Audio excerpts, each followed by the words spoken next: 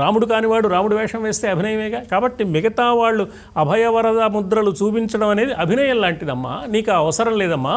నీ పాదపద్మాల్లోనే మాకు కావలసినంత అభయం లభిస్తుంది, మాకు కావలసిన సమస్తమైన వరాలు దొరుకుతాయి.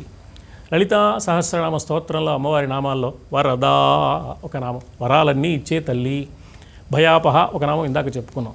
కాబట్టి భయాన్ని పోగొట్టేది, వరాలు ఇచ్చేది, ప్రత్యేకించి 2 చేతులతో అభినయ రూపంలో చూపించే లక్షణం నీకు లేదమ్మా. నీకు మాత్రమే లేదు, మిగతా వాళ్ళంతా అలా చూపిస్తున్నారు. ఎందుకు అంటే నీ పాదాల్లోనే ఉన్నాయి కాబట్టి అని అమ్మవారి యొక్క పాద పద్మాలలోనే మానవులకు కావలసిన భయాన్ని తొలగించే గుణం, కోరుకున్న వరాలన్నీ సిద్ధింపచేసే లక్షణం ఉందని అమ్మవారి యొక్క పాద పద్మాల వైభవాన్ని ఆదిశంకరులు ఈ 4వ శ్లోకంలో విశేషంగా ఆవిష్కరించారు.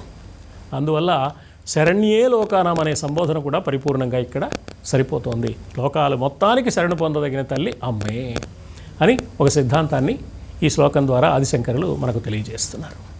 చాలా బాగా తెలియజేశారు. తర్వాతి శ్లోకం గురించి రేపటి కార్యక్రమంలో తెలుసుకుందాం. సర్వమంగళమాంగళ్యే శివే సర్వార్థ సాధికే శరణ్యే త్ర్యంబకే దేవి నారాయణి నమోస్తుతే.